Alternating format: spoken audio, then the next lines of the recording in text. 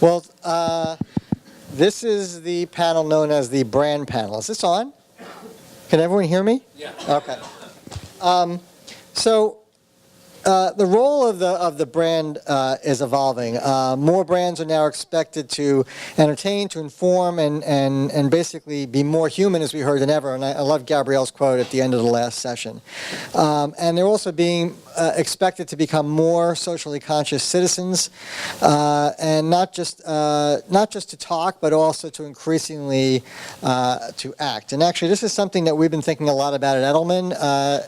We have a new branding campaign. Oh, see, you always expect the PR guy to have his own plug, right? I mean, you don't go on a talk show and not be able to plug your thing.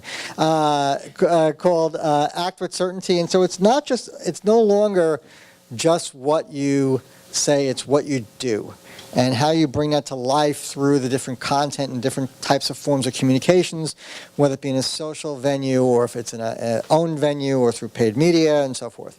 And so we have a stellar panel of brands here today.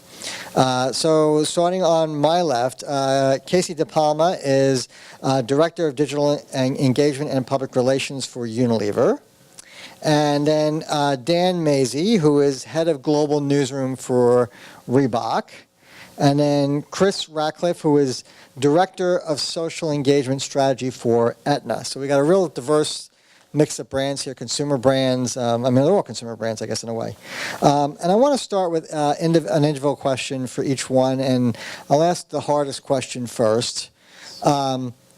Two trains are traveling, one from California, one from New York. Oh, okay, no, that's. We didn't get into PR. That wasn't. Positions.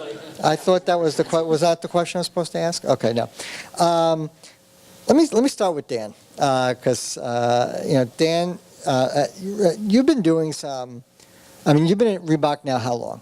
2.5 years. 2.5 years, and you've been doing some kind of from the day you got there, at least that I've seen, some very kind of bold things, especially kind of around political commentary.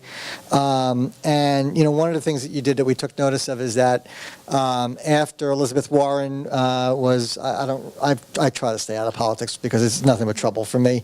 But, when she was what, filibustering and Yeah, she was stopped from speaking on the Senate floor. There's been so many different 4,000 things since then it's happened. And you immediately turned around and made and sold a shirt that said, "Nevertheless, she persisted," and it generated a ton of our media coverage amongst many things. So, tell us kind of like how you decide about, first of all, what the journey was in getting into political content, when that started, and why you just chose to, as a brand, to kind of take stands and to do things that maybe could be, in some eyes, alienating, or in other eyes, be applauded. Yeah, absolutely. So I think an analogy to this, because people have just come off lunch, is that I'm one of those unfortunate people who has a gluten intolerance. Okay, so there's oftentimes at these things a delicious sandwich. This wasn't in the script either. No. I'm getting somewhere, Steve. There's a delicious sandwich there. By the way, Dan and I sat like 3 cubes from each other, so we know each other. And because there's a delicious sandwich, I want to go eat that delicious sandwich because other people are doing it. But I know that I should not, because there will be consequences to that. And I think that some of these decisions that brands are weighing right now is very much the same, where there is, of course, an opportunity, and no one is going to stop you from getting into something like politics or natural disasters and some of the other pitfalls that brands have fallen into, but they don't recognize their allergy or where they're supposed to be. And I think that brands need to realize when they're allergic to certain issues. So for us, and for my team specifically, when we're weighing those kinds of decisions, and when that one came up, it's a filter that we followed then and that we follow now, which is to say, what's authentic to Reebok as a brand, not only now but in our history over the course of 123 years. What's authentic to our consumer that we know to be true? What are their human truths? How big is this sandbox? Is every brand going to be a part of this? And if so, is it worth commenting on, et cetera? So we have a variety of things that we're walking through in seconds to decide, is this something that we should be a part of? And that one for us happened to fit that filter. But I think it's kind of like finding the center of gravity in your sort of orbit. Like the DNA for us this was close enough to it. Politics for politics, that's like Neptune out here and does not work for us. Now, politics, because a woman has the right to stand up and be heard, whether she's on the Senate floor or on a gym floor, that's absolutely in our world. But were you worried? I mean, I'm just trying to figure out, like, you know, I picture you going into a boardroom, you know, with a giant, really long table that's like, you know, that's like 90 feet long, and It's at least 150 feet long. Yeah. And then you know, and you're saying, I got an idea. Wait till you get a load of this. I'm just curious. No, in all seriousness, how did the process happen? How do you sell these ideas in? Because you've done many of these. Yeah, sometimes we don't, and that runs a risk because hands have been slapped. Certainly, it aches right now. But that happened to be one where I just walked down to the president's office, said, "Hey, I have this thing. It popped up. We think that it fits because of X, Y, and Z." And he said, "Yes." But that sort of is an important part of, I think, all of this, is that all of us have to operate as communicators within an environment of transparency, honesty, and trust with leadership. And I think that trust was afforded to me on this, and our transparency about the pros and cons of it when deciding to make that decision is what allows the thumbs up to happen. So it sounds like in your case, it's because you have kind of one North Star, a central idea that you're pursuing in a narrative that you're trying to evolve. I want to switch now to Unilever, to Casey, who's got like a million different brands. How many brands under the Unilever portfolio? Oh, there are many. In North America, there's about 30. 30 brands, okay. And often they're at diverse ends of the spectrum, and even within categories. So how does Unilever, what is the approach that Unilever corporate, let's just say, takes to being a socially conscious company and brand, and how it manifests itself across the different programs that you do? And then also, how do you tailor those, given that you have Axe and you have Dove and you have, you know, very different brands across the spectrum?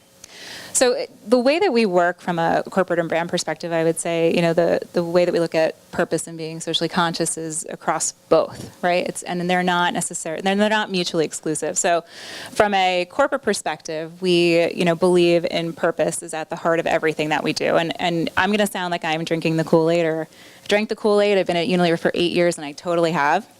There are many places where I could do what I do, but I choose to do it at Unilever because of the fact that we have such a socially conscious, purpose-driven environment. So that's my disclaimer to get that out there so you guys all know why I'm there. But from a purpose perspective, right, at the corporate level, we truly believe that we have a responsibility to be sustainable, right? So sustainability in not only environmental purposes, but as we serve society and as we serve people. And that has manifested itself into our sustainable model for growth, which is called the Unilever Sustainable Living Plan.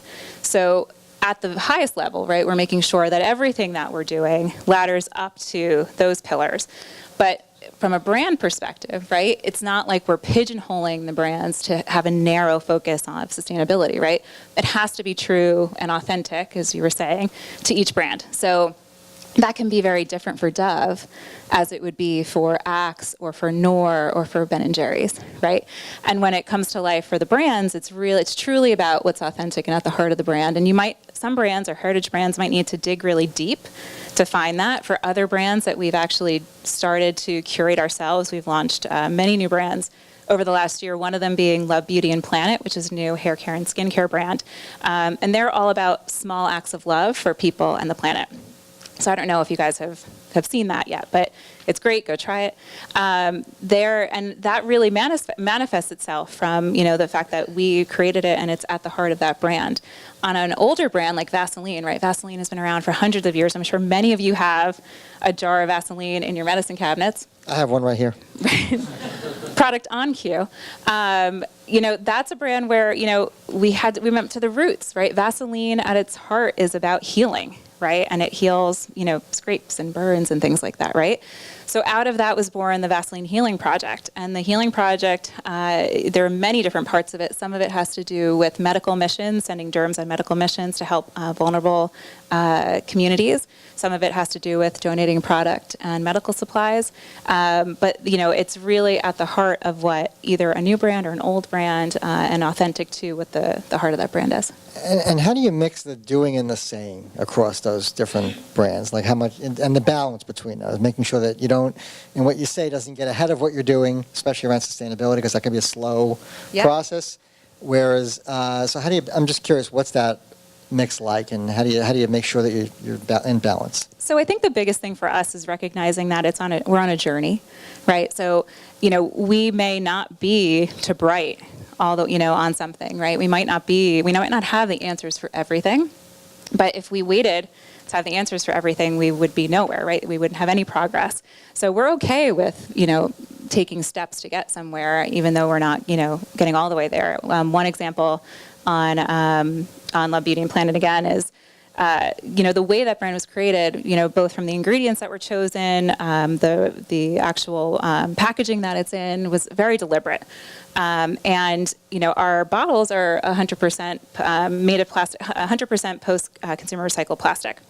But the caps and pumps can't be recycled. There's just no systemic recycling ability. So we didn't not launch a line because we couldn't recycle the caps, but we're actually working with, municipalities and, and changing policy around, how we can actually get a system in place to recycle those things, right? So that's the way we approach it. I think that's that's a practical way to go about it. Great. Chris, let's talk insurance. Let's talk. Let's talk insurance. I'm so excited. And okay, so a couple of different interesting parts of your journey and your story is that first you're in an industry that I would say is maybe incorrectly deemed as conservative, right? I mean, whether it be healthcare or financial, I guess, in some senses. And then your background is in media and in entertainment media specifically, right? And lifestyle media. So clearly there's some change happening in the industry and how you're pursuing what you do. And so tell us kind of like how purpose fits into what you're doing and being a socially conscious brand, where you're choosing to operate, and then also how you're bringing what your experience was like in media to what you're doing. That's a little question. I know. Maybe Okay. maybe it's multiple choice. I should break it out. I know. No, it's fine. Bad Okay, moderator. where do I begin? First and foremost, I want to say our handles are up on the screen. Everyone who mentions me on Twitter or Instagram stories, I will engage with. Okay. Everybody. Everyone. If anyone in this room, I will take the time and I will respond to you. So that's an My invitation. job is engagement. I will engage with you. No throwing shades. No shade throwing. No, all tea, no shade. Okay, so first and foremost, let's talk about my background and maybe why I joined Aetna. So, as Steve mentioned, I have a background in media, entertainment, and lifestyle. I founded the social media strategy for Men's Health, Women's Health, Entertainment Weekly, and People. And that's what I did most recently. I was at Time Inc. up until about a year ago. And then I took some time off. It's really hard working in media. It's grinding you. It grinds your soul. The news cycle is really hectic, and He's hiring. Just anybody in the room. and it never sleeps. So I basically didn't sleep for 4 years, and then I took some time off and decided, what do I want to do with my life? And one of my former clients from my agency days actually had just started at Aetna. I had never thought about Aetna. Who here has ever thought about Aetna outside of open enrollment? Nobody. Don't raise your hand. You're lying. Nobody has. Okay. So I looked up the company. I looked up the history. I thought a lot about it. I went back to my roots with Men's Health and Women's Health. I really enjoyed being able to walk the walk and work for a company that really does believe in your whole health and allows you to pursue things outside of the office. Imagine that. And Aetna, when I went in and spoke to everyone, really embodied that, and I loved that. Now, Aetna just last year launched a new brand platform and brand campaign called "You Don't Join Us, We Join You." And it doesn't sound super deep, but it really kind of transformed the way that the company speaks to its consumers, because it really says, look, this isn't about us. This isn't about whether or not you choose us, or whether or not during open enrollment we're just your dental or your medical or whatever. This is about us joining you wherever you are on your health journey and helping you pursue your health goals, whether that's maintaining your health, getting back to the best possible ability that you can if you're sick, to being as healthy as possible. And really keeping that in mind in everything that we do. So when I came on, my task, running engagement, community management, listening, and really publishing and content development, and being the one who runs the team that actually interacts with the people on our pages, there is a lot of negativity. You know, people are upset, and naturally so. I have never worked in healthcare before. It's a very complex industry. It's a part of a very complex set of factors, and your health insurance company is just one of them. Providers, plan sponsors, your employers, all of those factors go into what kind of healthcare you get. But the healthcare companies get the majority of the flack because we're the ones who say whether or not your claim is approved. So we have a separate team that handles that from a customer service standpoint. So thankfully, we're not necessarily dealing with that on a day-to-day basis. But when it comes to content development and community management, we have launched a couple of different initiatives. One of them is to actually go out, listen on social platforms like Twitter and Instagram, and on topics that are relevant to our brand, like health, fitness, nutrition, lifestyle, working out, motivation, mindfulness, sleep, all of your aspects that are important to your health, mental health. And I'll get to that in a second, because obviously that's very top of mind right now. But when it comes to listening, we're listening to those topics, and we're actually going out and engaging with people who we don't even know if they're Aetna members. They do not follow us, they're not talking about Aetna, they're not mentioning Aetna, but we're engaging with them. There have been people who have tweeted, I'm in my car and I don't have the motivation to go into the gym to work out, and we have tweeted them and they have gone in to work out. So it's demonstrating that we do care about your health, we are listening, and it's not just rooted in this idea that we only care about you when you come and complain to us. So that's how we're trying on a very specific social media level to change the conversation, and we're seeing more positive mentions than ever, thank God. But the higher calling is related to just well-being? Yes, exactly. So it's aligned with kind of what you do as a company, I mean. It is, yes, right. Exactly. And to get back to the mental health point, I really want to make this point because it's very top of mind right now. Who here has been affected by Avicii's death, Kate Spade's death, or Anthony Bourdain's death, the news of their death? Who has been emotionally affected or impacted by it? I see a good amount of hands. Okay, yes. It's very sad, and it's unfortunately becoming more and more common. We also have launched initiatives. One of them is called Mental Health Monday. And every Monday we're posting information having to do with maintaining your mental health, knowing the difference between depression, anxiety, sadness. We're posting statistics. 1 in every 6 people in America either has depression or anxiety. You likely know someone who is suffering or are someone who is suffering. So we're going out there and talking about it, and none of our competitors are. So I think it's super important, and we're actually having conversations right now about how do we push that even further to arm ourselves with resources as the community managers to respond to people who respond to these pieces of content. I'm sad. I don't know what to do about it. I'm feeling depressed. We want to be able to be there and help them. And we're having those conversations literally right now. So, I think those are just a couple of ways that on a very specific day-to-day basis, we're trying to change the conversation and root it in something that's about your well-being as opposed to, and really being your partner, as opposed to being someone who just reacts to you when we may have denied your claim. And so for all of you, how does this, the work that you do in trying to bring these big ideas, these big changes we want to see, right?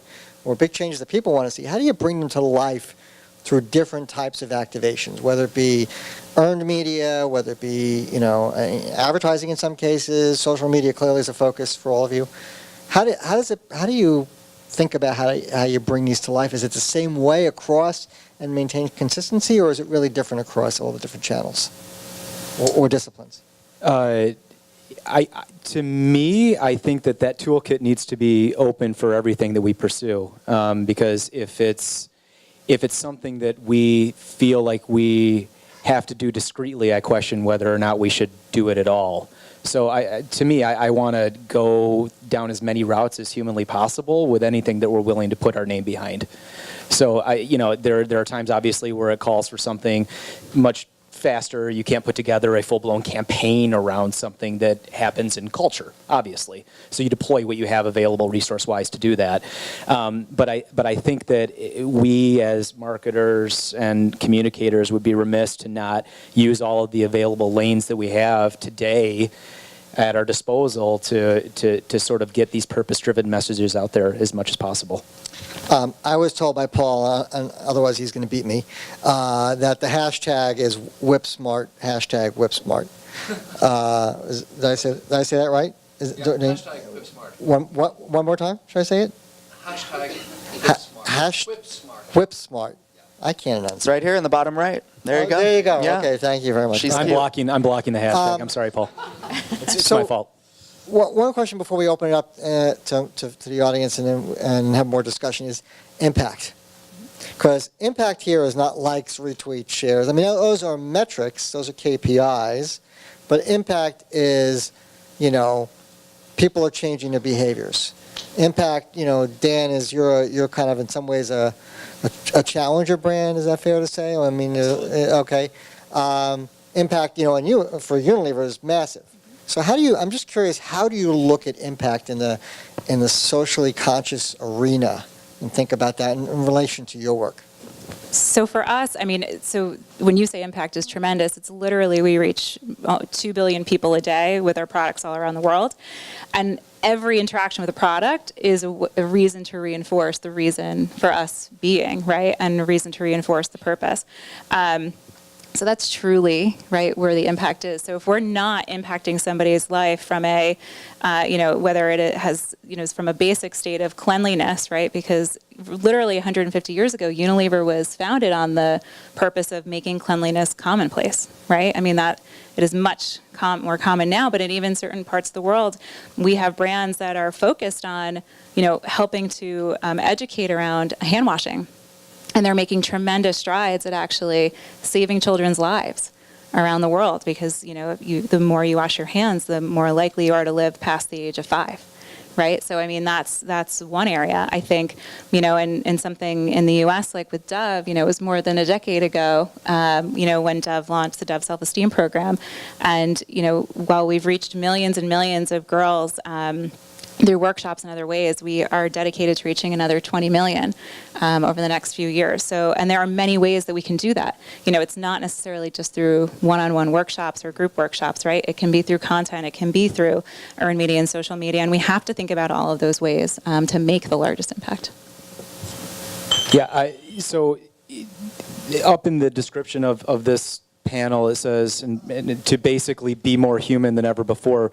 Paul owes me some royalties because "Be More Human" happens to be our tag, but also our brand ethos, "Be More Human," and we see a world where we want people to be their best selves physically, mentally, and socially, and so that's an enormous task.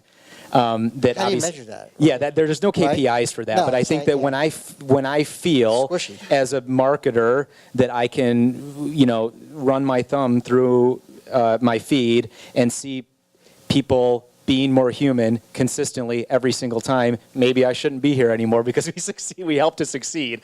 So I think that, every day there's an opportunity to kind of convert someone. And so helping to, we happen to have a podcast that's launching today called Flipping the Game that tells the story of the first sneaker built for women and uses that as a vehicle to expose the deep inequalities that continue to exist for women, not just in our industry, but in culture broadly. And so I think that things like this that we can do to draw attention to issues that can empower people to be their best selves physically, mentally, and socially. That's what we're responsible to do, and I think that job really, really, really never ends. So And more qualitative. absolutely, and I think that I wish that there was an answer for that, because then everyone would do that. Maybe I should found the company that does that, but I think that Like you. got it. But I mean, this was the same question I think that the panelists were struggling to answer at the beginning of the day too. Everyone is. Yeah, it's Right. so despite all the data we have, it's just exactly like all of those things are in service of something larger. But I think that finding that kind of what we can circle and say we've done it is incredibly difficult. And Chris, for you, and impact. I mean, you're dealing with things that are slow changes at times, right? Very slow changes. What I can say is we are leading with marketing first in our organization, and then bringing that back across the entire organization. Aetna has 60,000 employees, so it's a lot. There are a lot of different groups. I don't even know where they are, who they are, what they do. Still trying to piece all of that together. I've been at Aetna for 7 months, so I think part of it is getting out there in the market and saying it, and then making everyone in the organization fall in line after it, so that when health plans do come to market in 2 to 3 years, by the way, it takes 2 to 3 years for your health plans to come to market, that they will more embody this idea of wellness, being a partner on this journey with you, covering things like acupuncture or massage or a therapist, for mental health, bringing it back full circle. I'm not going to pretend to have the answer. You really only think about your healthcare provider during 2 times, when you get a new job or during open enrollment in November. So it's a little different. We're not going to see the impact for another few years. We'll see. I think on a day-to-day basis, we're already seeing some positive movement in conversation, and that's a great place to start. We'll see if the rest falls in line, right? If people then consider Aetna because of a tweet, or consider Aetna because of something that we cover, or maybe they just consider Aetna like most other people, which is because they're available. So it's really hard to tell. It's a very complex industry. Can I add one thing? Of course. So this is going to boil it down really simply, but from a brand perspective, it has to be sales, right? Like at the end of the day, and we know that socially conscious, socially driven, or purpose-driven brands grow faster than brands that aren't, right? And so, it's when I said, our Unilever Sustainable Living Plan is a sustainable growth model, it's still about growth, right? Like, we can't we're not doing things just because they're nice to do or we think they're the right thing to do. It's good for people and it's good for business, right? So I think, the impact has to come through in the fact that we're actually selling product. But also, all three of you have buy-in from the top, from the very top of the. You have progressive CEOs that are thinking through this. Questions from the audience. We have some time for questions, and I think rather than have Paul run all the way around, I'll try to hear. Yes, over here. Yeah, for the whole panel, one of the things you guys talk about is things move so fast and you need to react. You do that T-shirt thing, and it seems like you have direct access to senior management. And I'm curious, since you guys have a pretty long career, how you think about organizational design in the age of social media and hierarchical versus flat organizations, and how you can do the things that you're talking about, and like how you have to structure the organization so that's actually possible. You can move that fast. So the question was about organizational design, and especially given the need for speed and why you've been so successful. It's a very good question. Did anyone go to the New Fronts this year? Did anyone go to the New? Yeah. So one of the themes that came out of all of the presentations of New Fronts is the need for brands to stand for something or stand for nothing, and I think that it's the recognition of senior leadership at brands everywhere that standing for something now for consumers is a cost of business. Now, what that thing that you stand for is up to what is authentic to the core of who you are and why you exist. But I think that recognition then determines things like organizational structure, because you should be able to move more quickly to do something that leans into that thing that you stand for. That shouldn't be wound up with red tape.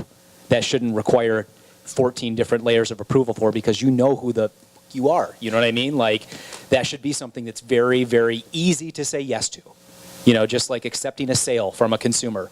Would you turn that down? No. Just like you wouldn't turn down this opportunity because this is who we are. It's our DNA. This is who we stand for. So I think that's probably sea change for brands globally, but I think that the right brands are getting it into their heads right now. Other questions? Way in the back over there. Yes, hello. You. Yes. So I just have a quick question, not really quick, but when you're deciding when to align your brand with like a hot button issue in society, like when is it wise to do that? When does it feel too opportunistic? When do you feel like you're succumbing to pressure, like online community pressures to say something, and is that wise? Like, I wonder like what goes on in your head in deciding what to say publicly and what not to. So the questions around topical alignment, how do you get that right? And when do you know if you've gone too far or you're not going far enough? Do you want to take it or you want me to go? I'll try to take a stab at this. So going back to the mental health conversation, just because it's very top of mind right now, and we're talking about this a lot, and it is very sensitive. I think it's important when you can provide value in a conversation or play an important role in it that's besides just, I want to participate in this, that you reach a point where you probably should participate. A lot of brands post about 9/11 and you see them make mistakes every year. It happens every year. I think it's important to be strategic. It's also important to be nimble. You've got to find a balance between the two. There needs to be a reason you're doing it. You need to be able to provide value. And ultimately, you have to back it up. For us, we'll hopefully cover your mental health visit. But the point is, we'll provide you with resources if you say that you're struggling or if you need help. We're happy to connect you with those resources because we have those connections. I think one of the things that we talk about too is, relevancy and authenticity have never been more important, but cheap relevancy, like when you really are just, you're like, it's a cheap, try to in and out on being relevant is never going to work. And, you see this in areas as serious as things like mental health, and you see it with things as silly as like National Donut Day, right? And I think that you really have to think about, what, to Chris's point, what are you adding value about? But like, do you have a right to play? Do you have a right to speak on this? Have you actually earned the credibility to be part of a conversation? I think there's a lot going on in terms of, first it was greenwashing, then it was rainbow washing, now it's greenwashing, right? There's a lot of noise out there. And we really have to, as a brand or as brands, sit back and say, where do I have a right to play? What is authentic to me and my brand? And don't just try to do a cheap in and out. Yeah, go ahead. I couldn't possibly agree more with what my fellow panelists have said here. And I'm just going to add that that dipping your toes shouldn't be into new water. It's authentic to it has to be authentic to who you are. And I think that everyone saw the Patagonia response, of the President Stole Your Land. The reason that they were able to get up a beautiful, beautiful, beautiful site the day after was not because they had 7,000 people working all night to put that together, because they were already doing those things, because that's like who they are. It's core to who they are. So it was very easy for them to pull those resources together and make that look like something cohesive, because that is their brand. And then they saw an opportunity because that was their brand. It shouldn't be something where you have to recreate or start everything from scratch. That means you're probably doing something you shouldn't do. One build, I think, on your question is, more, and I'm biased, but you have a lot of communications or media professionals here. More people who understand the dynamic environment in the room when these things are being conceived. I don't mean any way to disrespect advertising people, but if you have PR people or communications professionals who see things in a 360 way, they'll be able to help ask the right questions sometimes when these things are being conceived. And the time to think about that is at the conception, not otherwise. It's too late if you think about it later on. Other questions? Yes. So obviously you try to avoid having a situation where your brand is joining enough conversation that should be a part of. Because sometimes it happens. For example, Budweiser had the great ad about immigration a couple years ago, and it turned out that really alienated their core consumer. And so it happened. What would you recommend a brand does to help with that backfire? So question is, what do you do when things go wrong? I know nothing goes wrong for any of you, right? Especially Dan. But what do you do when things go wrong? How do you prepare for that? I mean, you're answering every tweet. You must.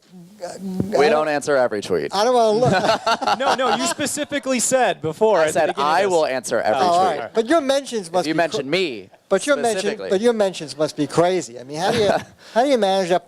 What kind of guardrails do you put in place? Processes? We have escalation procedures in place that are very specific for certain conversations. I'm not going to get into the specifics about that, but when news does break, and unfortunately it happens a lot at healthcare companies or at really any company these days, it's important to circulate the information, have the discussion, make sure the right stakeholders are involved, and then figure it out together. There's no one cookie cutter response.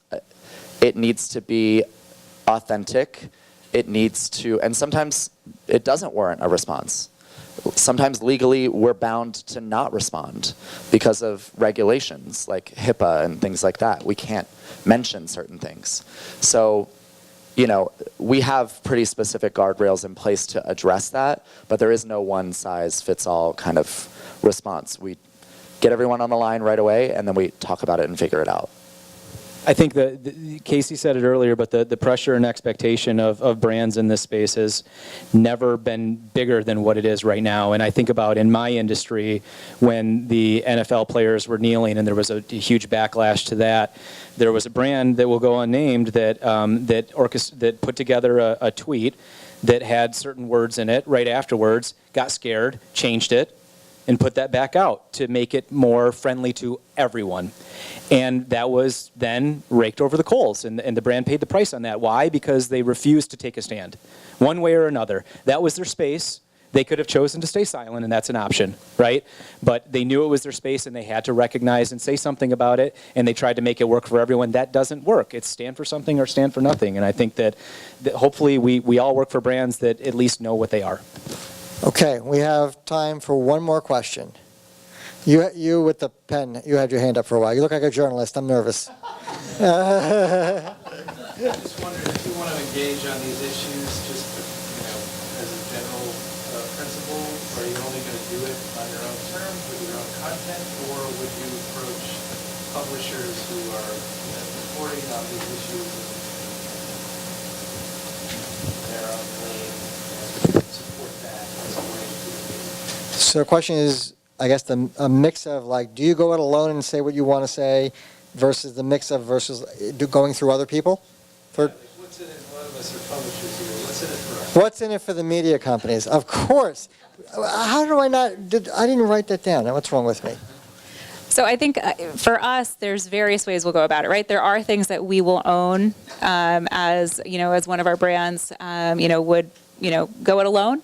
There are other spaces where we think there's opportunity to partner because there's credibility brought by a partnership. There's tremendous work that's been done on Axe over the last few years around, really trying to dispel the myths around masculinity and toxic masculinity and what that means for younger guys, from a mental health perspective, but also from a, grooming perspective and all of those good things. But that's not something that Axe could do on its own. And definitely knowing that was such a shift from kind of the girl chasing ways of Axe from years prior, right? So we partnered with partners like Promundo, with Ditch the Label and others who we could work with not only for research, but to bring to life programming that would be, would resonate and be credible with this audience. It's not enough for us to do stuff like that alone. So it'll vary, but there's definitely opportunity.